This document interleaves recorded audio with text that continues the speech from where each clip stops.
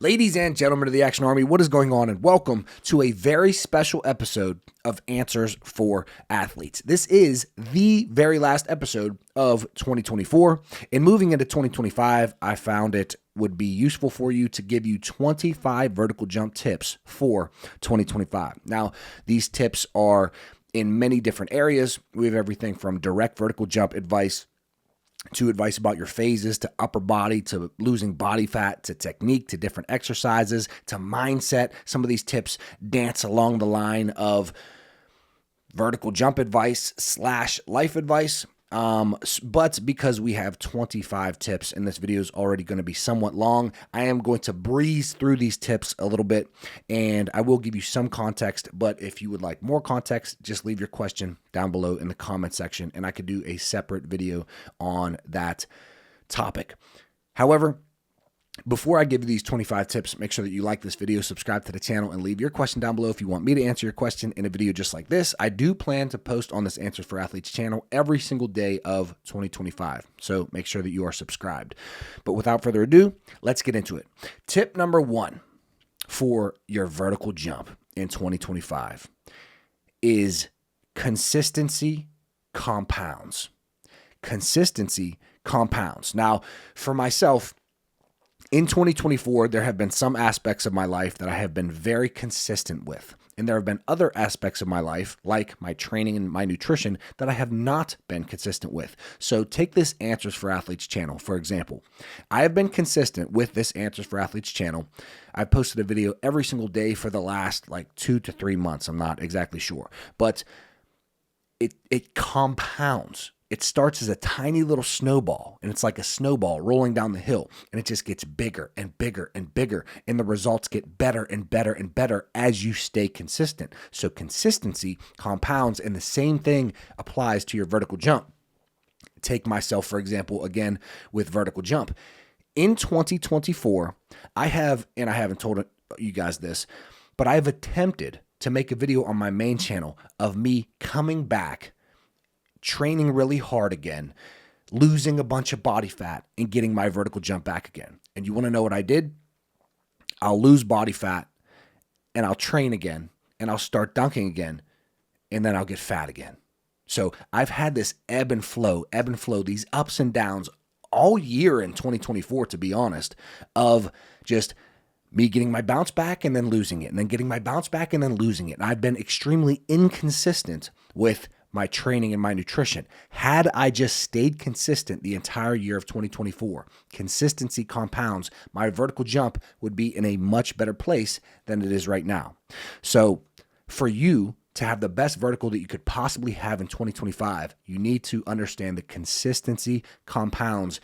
And if you stay consistent with your training, your nutrition, over the entire year of 2025, by the end of 2025, you will likely be in a spot that you are more happy with had you not been consistent. That is tip number 1. Consistency compounds. Tip number 2, avoid overuse injuries at all costs. Overuse injuries kill more vertical jump gains than serious injuries for most athletes.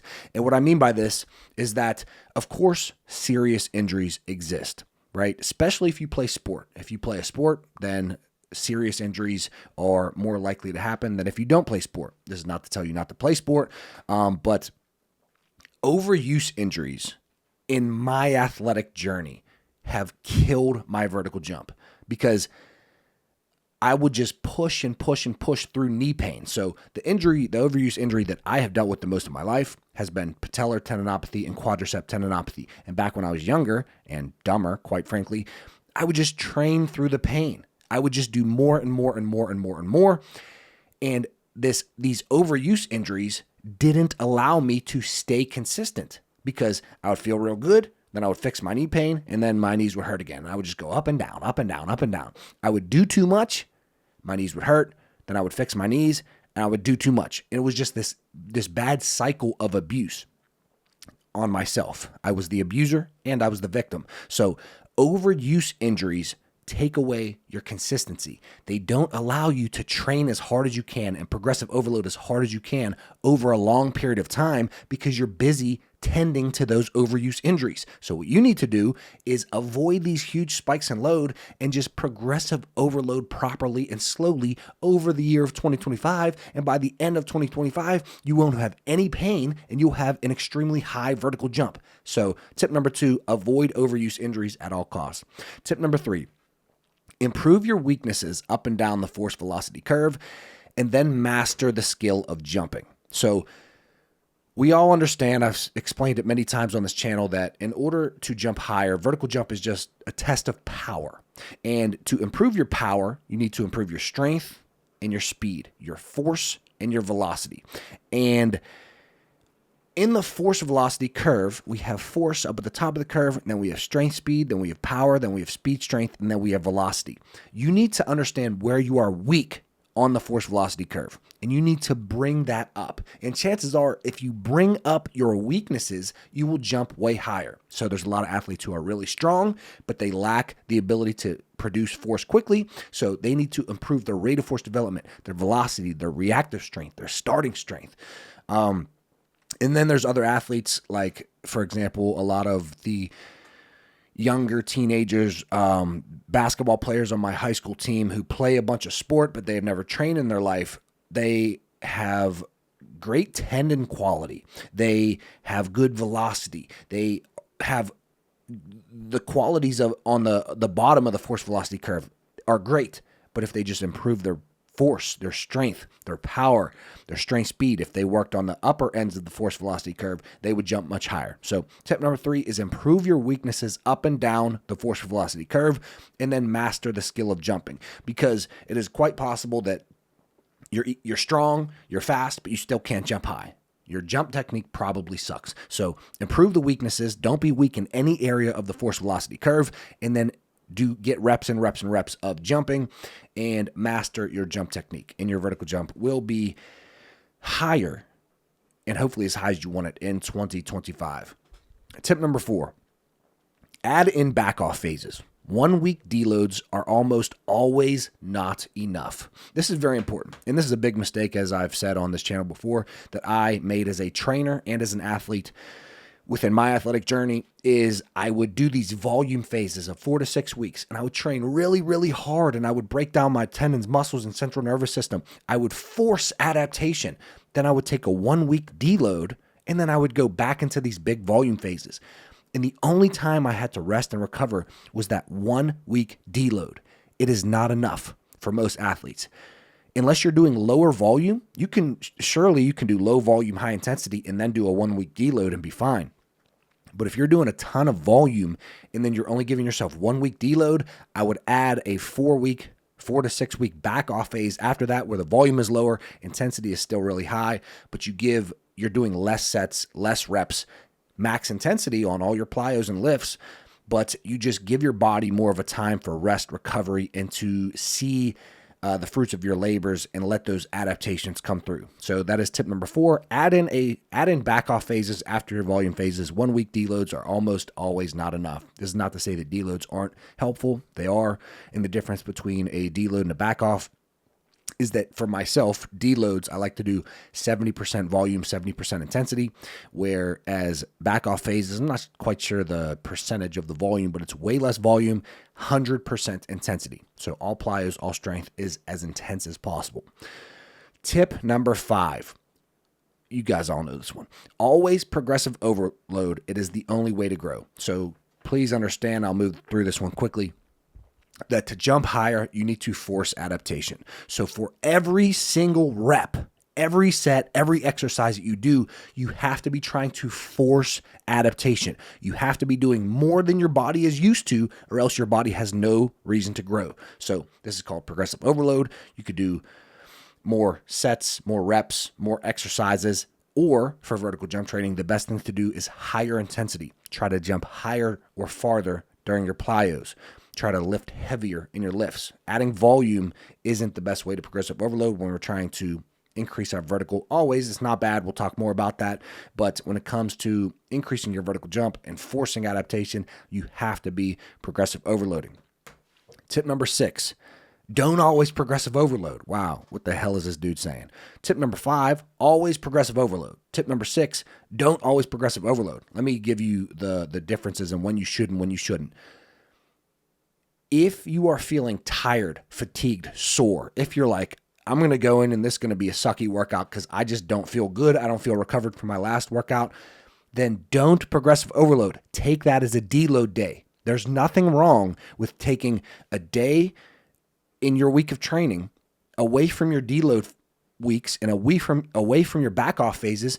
Take that as a deload day. You might need some added deload days. So if you're progressive overloading and trying to force adaptation every single workout all the time, especially in a volume phase, you might have a day where you're feeling super sore and tired and sluggish, and just take that as a deload day.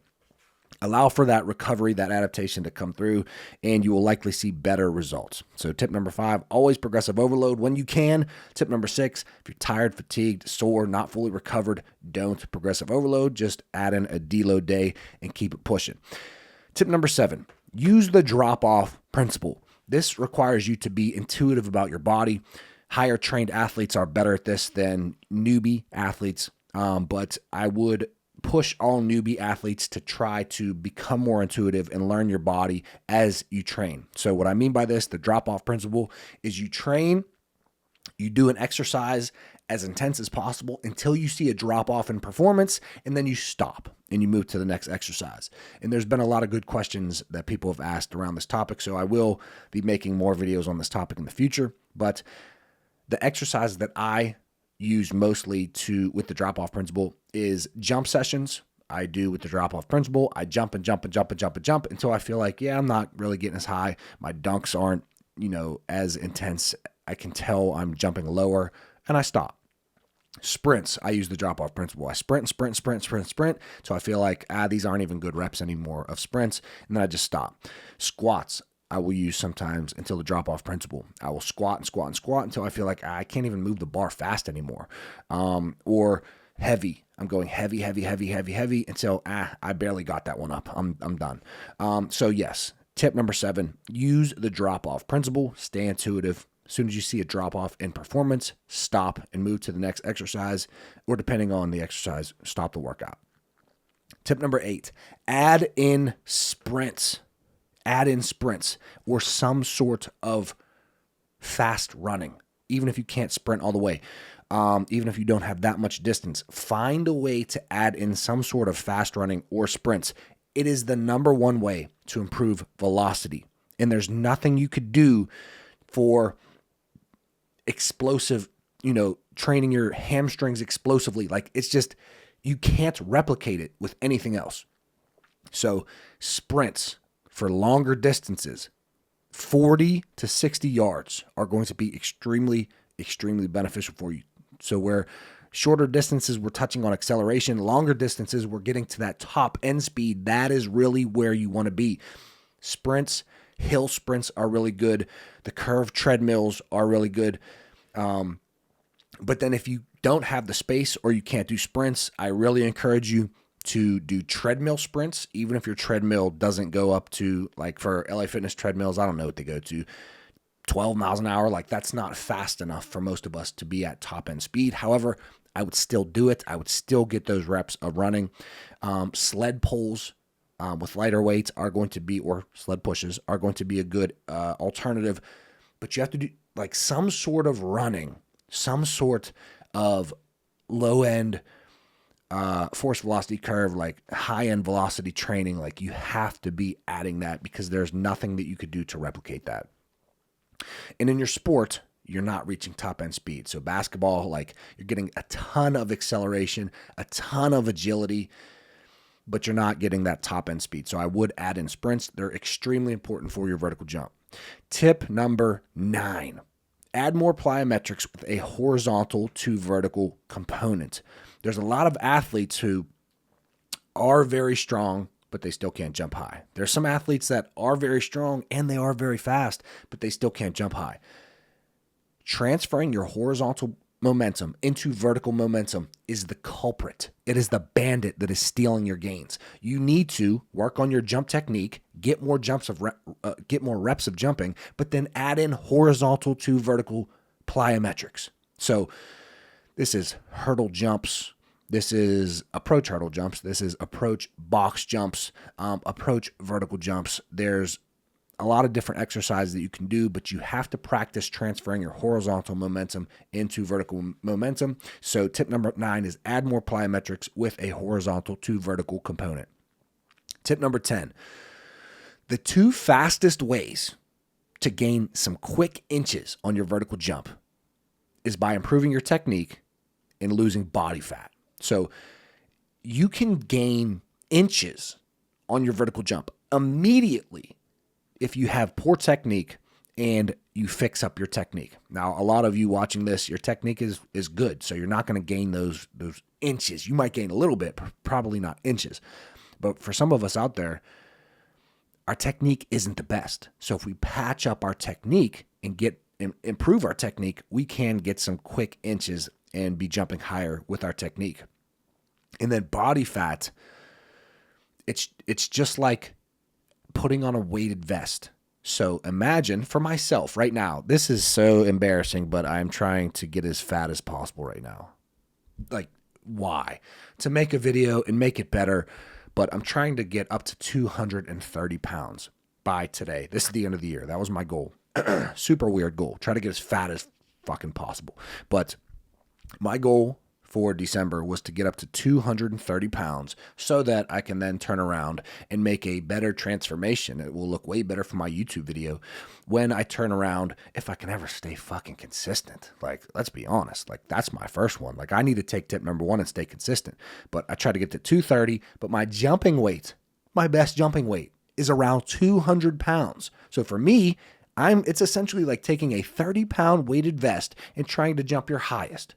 It's not going to work. You're not going to jump higher with 30 extra pounds of fat. Nathaniel Morton, the fat trainer. Anyways, understand that the 2 fastest ways to increase your vert are by improving your technique and decreasing body fat. So if you have any excess body fat, realize that it is just going to hinder your vertical jump. And if you were to lose that and get more lean, and I'm not going to go into the numbers and the percentages, but if you lose body fat, you will likely gain more weight. And then you got to be careful about being in a calorie deficit when you're losing that fat and having enough energy to train. There's a whole bunch that goes into it, but just understand that if you have excess body fat, you're not going to be jumping as high as possible. Tip number 11, losing body fat. Speaking of body fat, losing body fat is an art. There's no one size fits all. But as an athlete, you will need more protein, adequate fats, and likely more carbohydrates than a normal person. So losing body fat is an art. There's plenty of different diets or ways to go about losing body fat. But you have to understand that as an athlete who is training hard, you are going to need more protein than the average person. So 0.75, I like more than that, 0.85 all the way up to 1 gram of protein per pound of body weight is going to be adequate for athletes to build strength, power, muscle, and most importantly, to recover.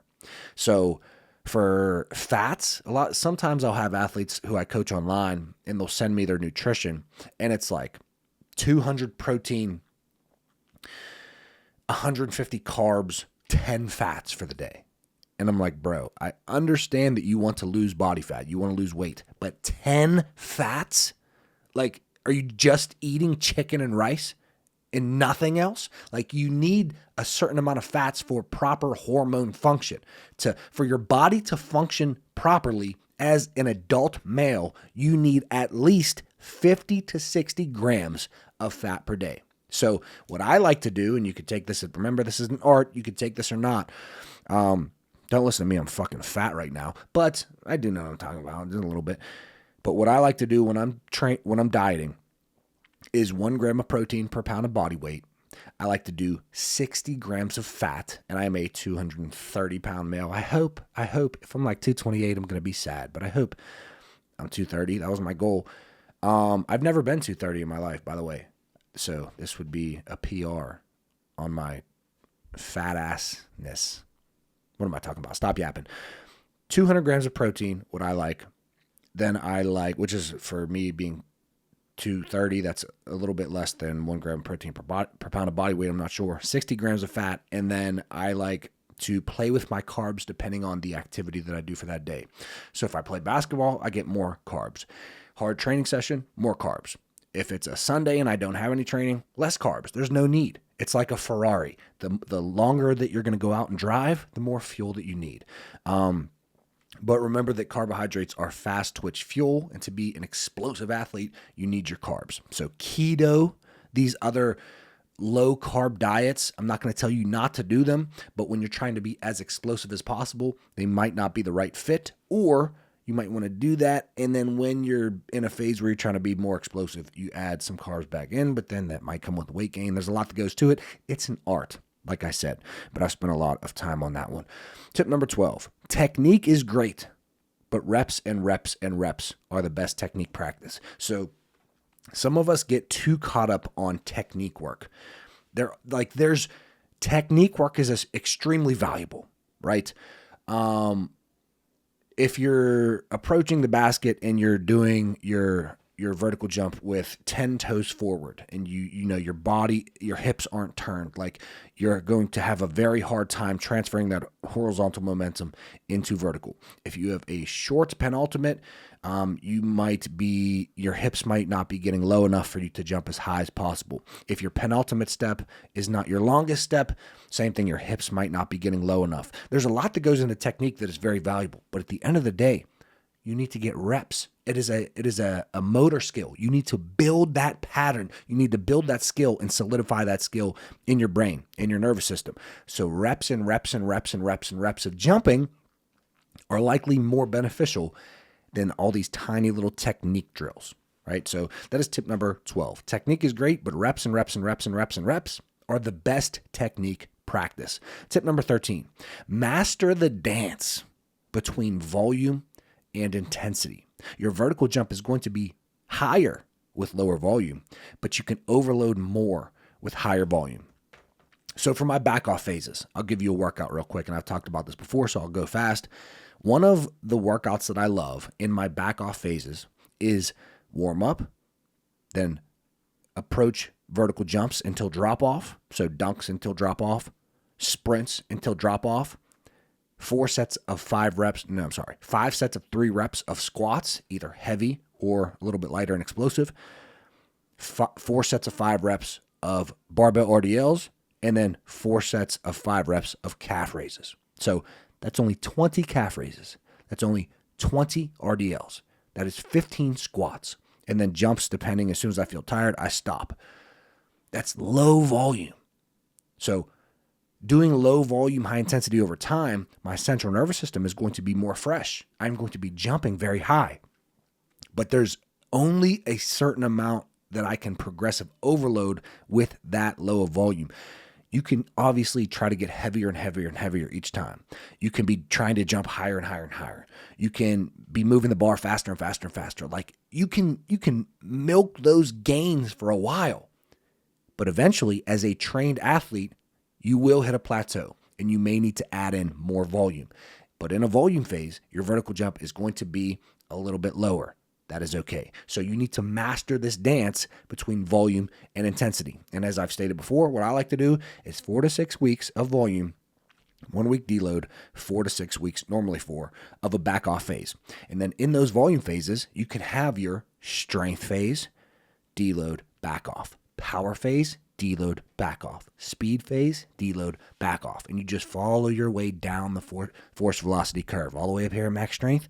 Then we go strength, speed, then we go power, then we go speed, strength, then we end up at our velocity phase, touching on these other qualities of the force velocity curve every once in a while during those phases so that we don't lose those adaptations. That was a lot, but hopefully you got something from that. So tip number 13, master the dance between volume and intensity. Vert will be higher with lower volume, but you can overload more with higher volume. Tip number 14, don't be afraid to add in volume phases. And in these volume phases, push really hard. This is going to blow people's mind. If you're not jumping lower during your volume phase, you are likely doing it wrong. What? Why would we jump lower? You're forcing adaptation. You're beating the shit out of your central nervous system. You're like a Sour Patch Kid. You beat the shit out of your central nervous system, and then you help them up off the ground. Say, I'm sorry I had to do that, bro. Come on. I love you.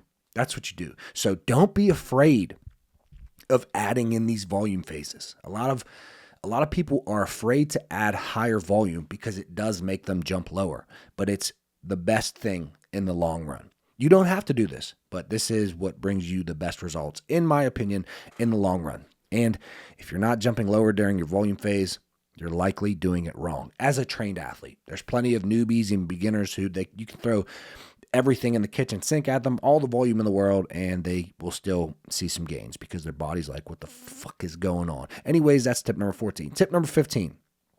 If you're an older athlete, I got to be a little bit careful here because I'm getting up there, an older athlete. If you're an older athlete, which I will say I had 40 to 45 as older athletes, but I changed it to 35 to 40 because I might be lying to myself, but I am an older athlete at this point. But if you're an older athlete, we'll say 35 to 40 to 45 years old and beyond, you might want to add back-off weeks into your volume phases. So these 4 to 6 weeks of volume, where we do 4 to 6 weeks of more max strength phase, and then deload, and then back off, and then 4 to 6 weeks of power phase, and then deload, and then back off. In these volume phases, if you're an older athlete, you may want to add back off weeks.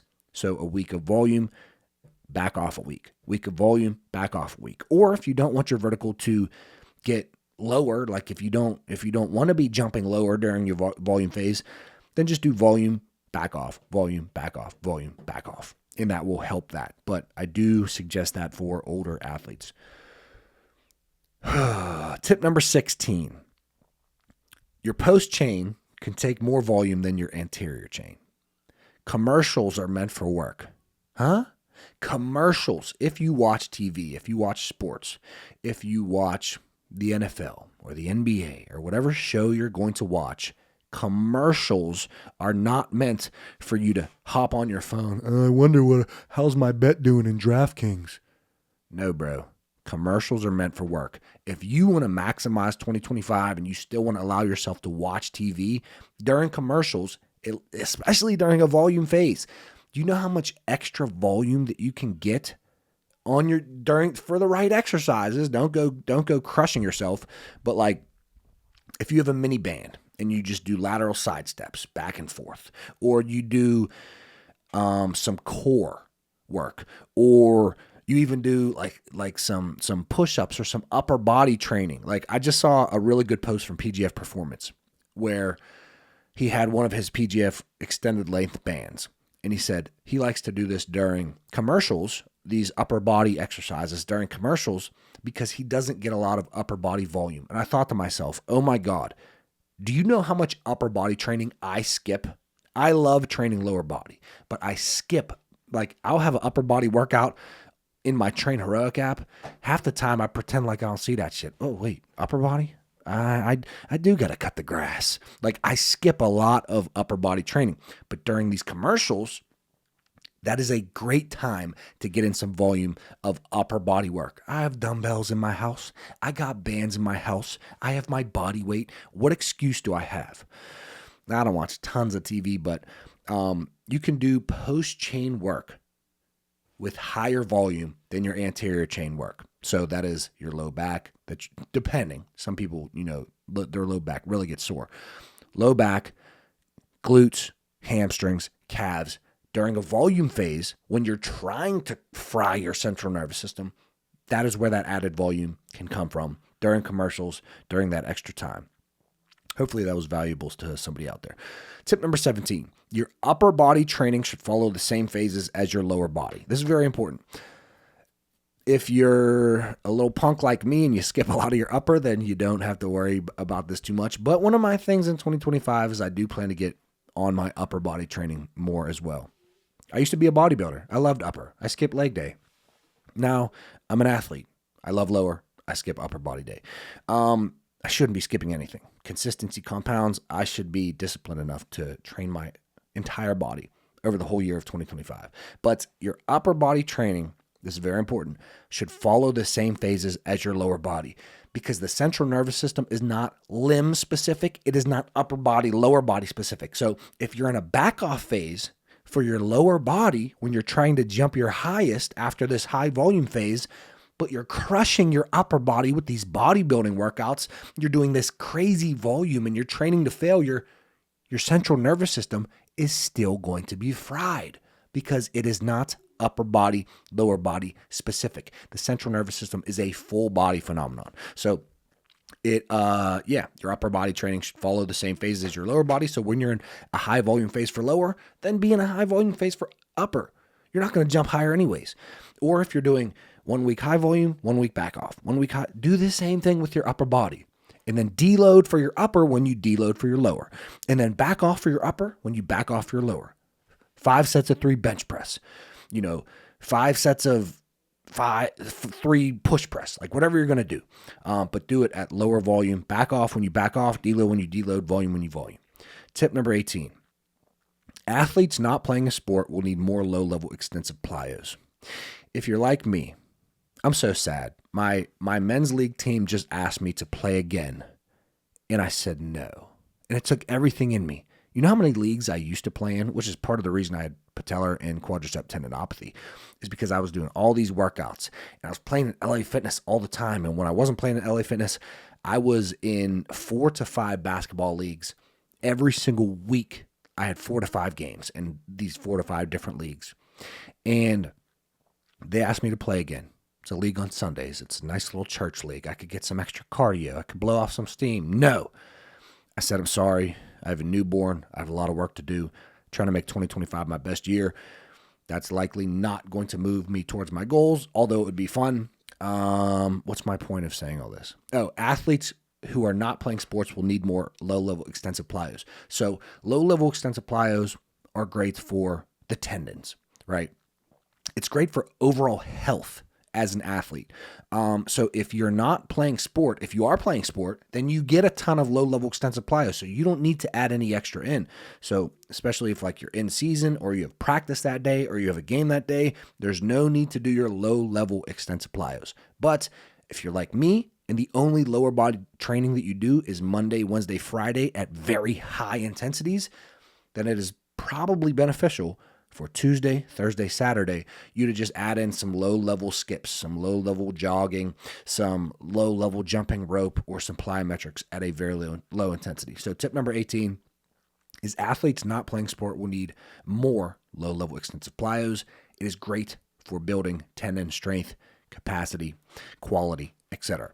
Tip number 19. Now we're getting more into we're dancing between life advice and vertical jump advice. You will never have the perfect strategy. Even me as a trainer and a coach who's been doing this for a long time, over a decade, you will never have the perfect strategy. You need to work as hard as possible with what you know right now and strive to learn more and adjust your strategy as you go. So too many people, myself included, I am a very big planner. I love to I'm going to do this in 2025. I'm going to map out every part of 2025. But then you need to take action. You'd be way better off if you just started and then adjusted the plan. You can plan. There's nothing wrong with planning. Plan, but then go. You cannot wait to have the perfect plan, the perfect vertical jump strategy. It's never going to happen. You need to do the best that you can with what you know right now and learn more as you go. Keep watching these Answers for Athletes videos and you will learn more. But get started and stay consistent because it compounds. Tip number 20. You can lead a horse to water, but you can't give him heart. This one, I added this in here a couple days ago, so it's not hitting as hard right now, but there is an athlete on my team who I love like my son, and I've put him through so many workouts. He's been so consistent, and recently he's decided that he doesn't like basketball anymore. He doesn't want to play in college.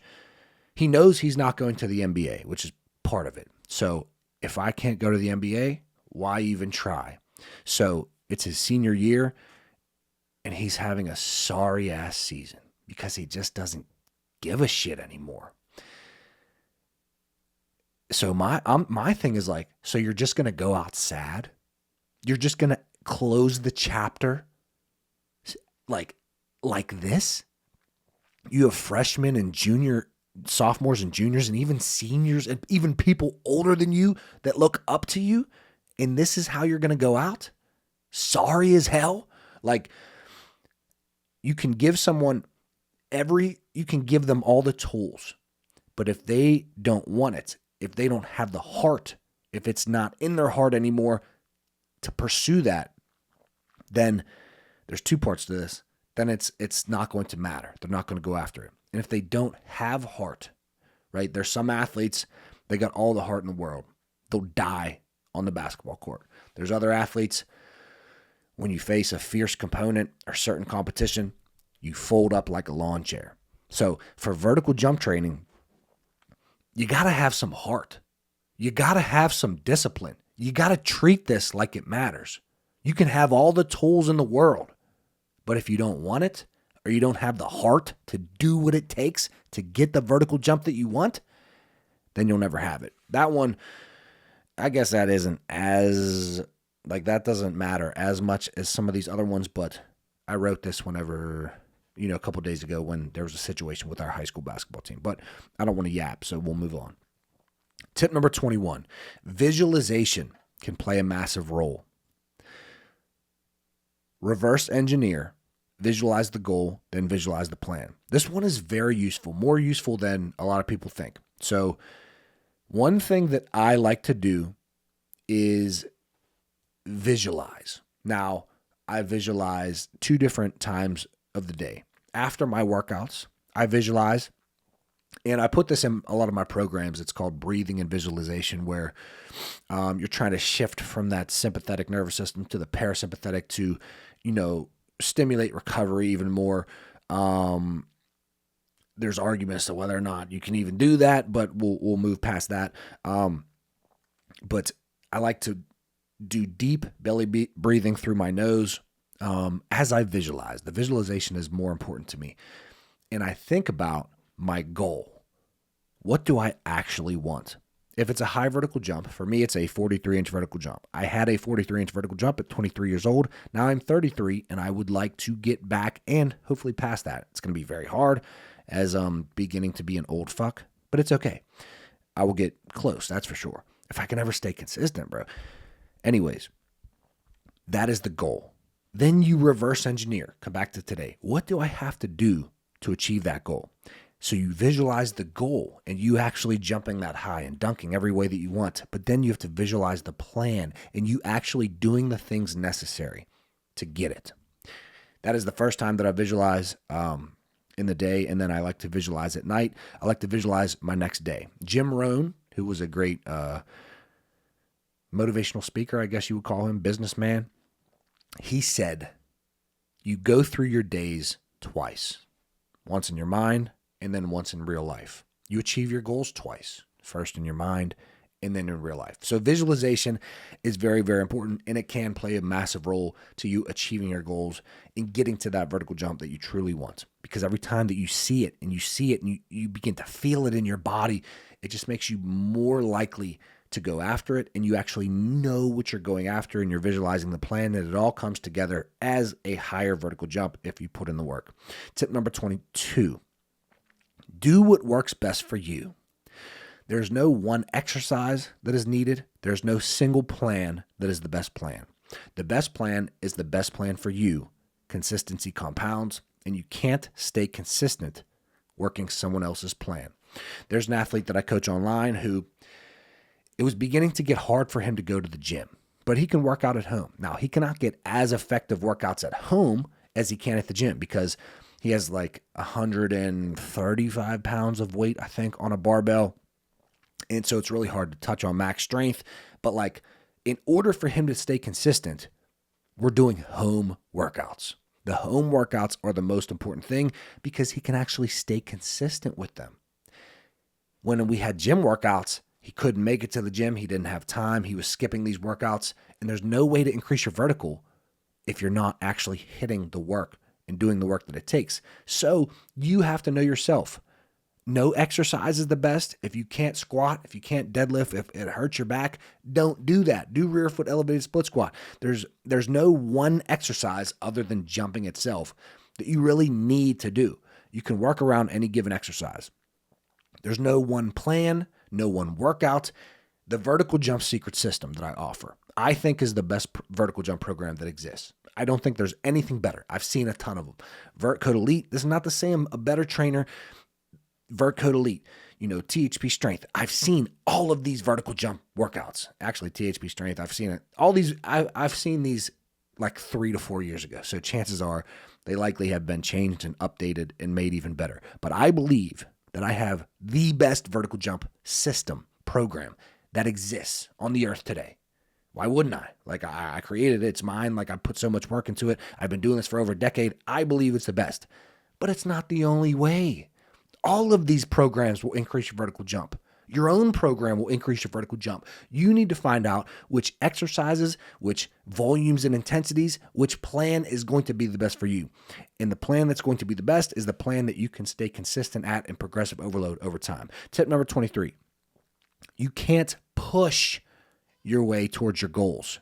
You need to be pulled towards your goals. Chasing a goal that you don't actually want is not sustainable. There's a big difference when you're trying to achieve your goals or do anything in life that you want to do. There's a huge difference between pushing and pulling. When you wake up and you're like, oh my God, I can't wait to do this. I can't, like, for example, one time when I was building my business, early in my business, I worked as a gym teacher, and every single day after I got off, I stayed in my office until 9 p.m. working on my business at the school. It was just me and the janitors. They didn't even know I was there. I'm not even sure I was allowed to be there, but I was pulled to build my business. I remember I was on vacation and I was answering athletes. I wanted to build my business so bad because I wanted to do this full time and I wanted to quit my job. I was pulled towards my goals. I didn't have to push, gotta have discipline today. No, I was pulled. Other aspects of my life, like right now, I have to push my way there. You will never make it. It is not sustainable to try to push your way towards your goals. If you don't really want it, it's not sustainable and it's not going to happen. And with that said, tip number 24 is that desire can be built. So if you've ever read the book Think and Grow Rich, it's a very good book. I highly recommend it. But he talks about how you have to have a burning desire, a burning obsession with achieving whatever you want to achieve. Desire can be built. So if you feel like you're pushing towards your goals, you want it, but oftentimes you have to push, chances are you're probably not tapped into why you want it. And then understand that desire can be built. It starts as a tiny little ember, a tiny little flame. And then as you put more and more energy into it and you build it, the flame gets bigger and bigger and bigger until it becomes a burning desire, an all-consuming obsession. So just because you have to push yourself towards your goals right now doesn't mean that that's a goal that you should just stay away from. Oh, it's so hard for me to get to the gym, so I just should give up on this vertical jump. No, you have to just tap into why you want that in the first place. And then you fuel the fire. You feed the fire. That's tip number 24. Desire can be built. It starts as an ember and you feed the fire until it becomes a burning desire and all-consuming obsession. Tip number 25, the last one. We made it to the end. And I made it without no edits. Wow. It's because I'm a yapper, professional yapper. 2025 can be your year, but only if you make it your year. It's not going to happen by accident, bro. It's not. 2025 needs to be extremely intentional. You need to raise your standards. Something that has been so I am not mad at myself for not having my training and nutrition on point. Because I want it, but that's not what is most important to me right now. Actually, what is most important to me right now is staying consistent with this Answers for Athletes channel. Believe it or not, this is a major part of my goals. For the end of 2024, I began to love this channel. My main channel, I've made more of an effort to post on my main channel, and being a father to my son, and being a coach to my high school athletes. That is the majority of what has mattered to me in 2024. Now in 2025, I plan on being a better coach to my online athletes, which, to be honest, like, I haven't been the best coach to those athletes. The programming is great, but like, I need to be checking in. I need to be looking at, especially the athletes that I do their customized training, I need to be looking at every single thing they're doing every single day. Like, I need to be meticulous about, oh, he got 315 today. Last time he only got 310. Like, I plan to be extremely meticulous about that and really coach them the best that I could possibly coach them. I plan on getting my diet and my nutrition on lock in 2025. Like, there's certain things that I let it kind of like maintain during 2024. But in 2025, for me to have my best year, I need to raise the standards. For you to have your best year, you need to raise the standards. Life is not guaranteed. 2025 is not guaranteed. For myself, having a son has hit me very hard. Losing one of the athletes on my high school team has hit me very hard. Last year, one of the athletes on my high school team, unfortunately, was stabbed and killed. And it hit me extremely hard. It is very arrogant to assume that you are going to live. So if you are going to live, what are you going to do with your one life? I'm hoping that you would want to really make an impact and to make a difference and maximize your life, because you live your life for you, but you are like a light that other people look to for advice and inspiration. And if you're watching this channel, I guarantee people are looking at you for how to act. So be a leader, maximize your own life, not only for you, but for all of the people around you, your friends, your family, your spouse, your children. It really matters. You have to be the best you in 2025. And the only way that that happens is if you are intentional about maximizing your life in 2025. I'm going to end it here. Have a great year, 2025. 2024 has been a ride for me. Hopefully you made some gains in 2024, but 2025 is our motherfucking year. This is us. Anyways, love you all. Like this video if you like it. Subscribe to the channel. Leave your question down below if you want me to answer your question in a video just like this. And I will see you tomorrow, January 1st. Let's get the fuck to it.